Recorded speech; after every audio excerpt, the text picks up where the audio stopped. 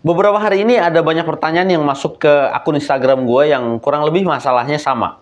Apa sih bedanya di approve biasa dan juga di approve tapi statusnya eligible for data licensing? Oke, ini walaupun pernah gue bahas cukup detail tentang data licensing ini, kayaknya untuk kasus ini masih banyak teman-teman yang bingung dan juga ragu. Apakah tetap bakal dapat uang atau enggak kalau status fotonya eligible for data licensing? Kita bakal bahas tuntas tentang data licensing di video ini.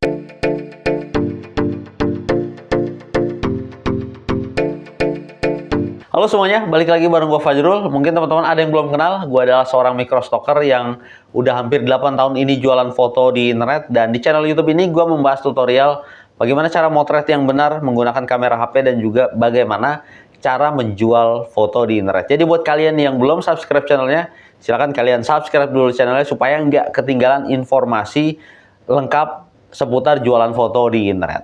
Oke, kita masuk ke bahasan inti. Jadi saat ini hasil review foto yang akan kita jual di aplikasi Shutterstock Contributor itu ada 3 jenis. Yang pertama, not approved atau fotonya ditolak oleh Shutterstock. Kemudian yang kedua, di approve saja tanpa ada embel-embel lain. Itu artinya fotonya diterima sama Shutterstock dan juga masuk market regulernya Shutterstock. Kemudian yang ketiga, di approve tapi ada status atau juga tulisan eligible for data licensing di bawah fotonya. Apa itu data licensing? Ini juga flashback ya. Kita flashback ke video gue yang udah lumayan lama. Jadi data licensing itu produk barunya Shutterstock yang di launching pada bulan Juli tahun lalu 2023, dan data licensing atau juga dataset itu dijual ke customernya Shutterstock. Ini dalam hal ini ke perusahaan-perusahaan yang besar, bukan ke perorangan. Dalam bentuk data atau juga database atau bisa kita bilang bank data lah ya, yang digunakan untuk melatih computer vision di perusahaan-perusahaan tersebut. Seperti yang sudah teman-teman ketahui bahwa pengembangan teknologi AI itu udah lintas sektor dan juga industri, dan mereka butuh jutaan data untuk melatih teknologi AI di perusahaan mereka. Salah satunya lewat data foto, entah metadatanya atau fotonya dan juga video di Shutterstock. Jadi sederhananya saat ini di Shutterstock itu ada 2 market. Market reguler yang isinya foto-foto kita yang di-approve saja tanpa embel-embel lain dan masuk ke halaman portofolio atau halaman image atau juga halaman katalog manager dan dijual di websitenya shutterstock.com atau ke market regulernya Shutterstock.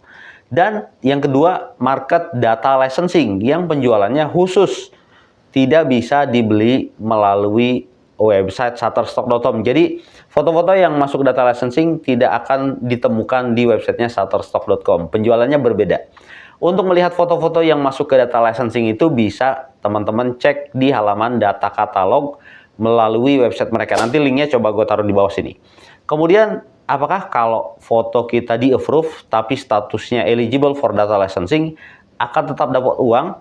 Jawabannya ya, tentu saja. Kalian akan tetap dapat uang dari Shutterstock kalau foto-foto data licensing kalian itu digunakan oleh customernya Shutterstock, perusahaan-perusahaan yang besar tadi. Cuma memang sayangnya kita tidak akan tahu perhitungan uangnya seperti apa.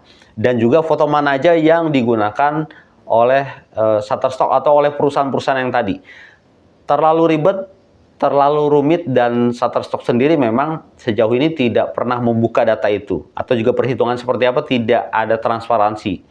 Lalu untuk jenis lisensinya atau juga status earningnya, kalau yang market reguler itu kan ada beberapa. Ada subscription, ada on demand, ada enhance, ada seterusnya, banyak pokoknya. Nah, status lisensi untuk data licensing adalah contributor fund. Nah, contributor fund sendiri sebenarnya ada 2 sumber.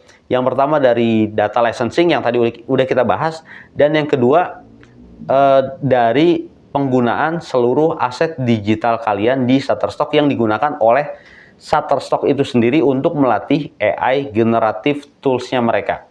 Nah, buat kalian ketahui juga, saat ini sebenarnya di customer Shutterstock itu sudah bisa menggenerate AI melalui website mereka di shutterstock.com /AI strip image strip generator. Nanti kalian lihat aja linknya di bawah ini. Jadi Generate AI itu bukan cuma di Midjourney, ada Firefly dan seterusnya, tapi Shutterstock pun sudah bisa sebenarnya. Nah, untuk melatih AI tools ya, agar hasilnya smooth, hasilnya bagus banget, mereka menggunakan ratusan juta aset digital yang ada di library-nya mereka. Termasuk juga aset digital yang kalian submit ke Shutterstock, baik yang masuk ke data licensing maupun yang masuk ke market reguler, yang di-approve aja, di-approve tanpa embel-embel data licensing. Kalau dulu, kontributor fund itu cair atau juga dibayarkan ke kita tiap 6 bulan sekali. Tapi sekarang karena demand-nya atau juga permintaannya udah lumayan banyak, pembayaran kontributor fund-nya itu nggak tentu, bisa lebih cepat, bisa lebih lama. Jadi tidak bisa diprediksi lagi. Terus gimana caranya agar foto kita tidak masuk ke data licensing? Ini juga yang cukup banyak pertanyaan yang ditanyakan teman-teman ke gua. Nah, sebelum gue jawab, tadi kan udah gue jelasin ya bahwa foto data licensing itu sebenarnya ada uangnya juga. Jadi sebenarnya ya nggak apa-apa kalau foto kita masuk ke data licensing. Tapi kalau kalian tetap berpendapat, berpikiran lebih untung kalau fotonya masuk ke market reguler daripada